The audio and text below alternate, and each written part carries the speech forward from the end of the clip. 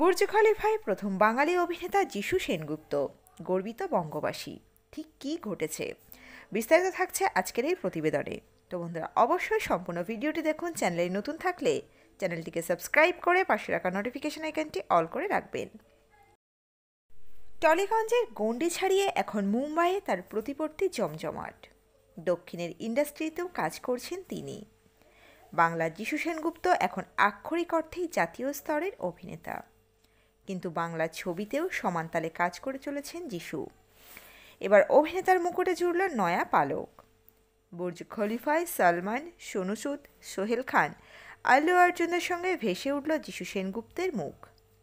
দুবাইয়ের iconic Burj খলিফায় যেখানে trailer launch হয় শাহরুখের ছবির, বিশ্বের সর্বোচ্চ সেই বহুতলে খুব সম্ভবত প্রথম টলিউড তারকা হিসেবে দেখা মিলল অভিনেতা যিশু সেনগুপ্তের, যা দেখে এক কথায় উচ্ছ্বসিত নায়কের ভক্তরা। আর এই কাণ্ড যখন ঘটল, যিশু নিজে দাঁড়িয়ে সবটা দেখলেন। উপলক্ষ ছিল সিসিএলের 10 নম্বর সিজনের curtain raiser. Celebrity cricket league এই বছর 10 নম্বর বছরে পা দিয়েছে, তাই এর গ্র্যান্ড লঞ্চ হলো মরুশহর দুবাইতে।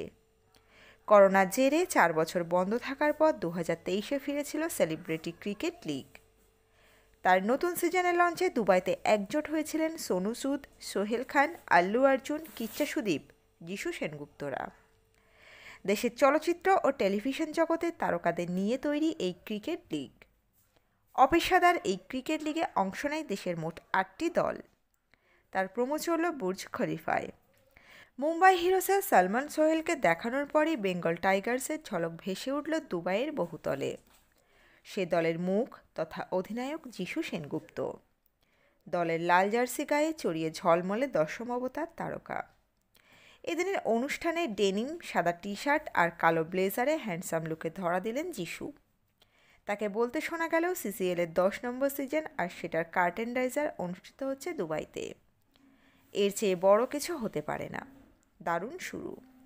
চলতি মাসের 23 তারিখ থেকে দুবাই এবং শারজায় অনুষ্ঠিত হবে সিসিএল।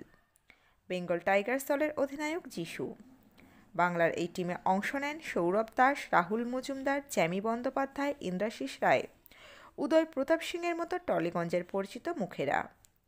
বেঙ্গল টাইগার্স ছাড়াও Bhojpuri Dabangs, Chennai Rhinos, Kerala Strikers, Mumbai Heroes, Punjab the Sher, Telugu Warriors এবং কর্ণাটক বুলডোজার অংশ নিচ্ছে এই টুর্নামেন্টে।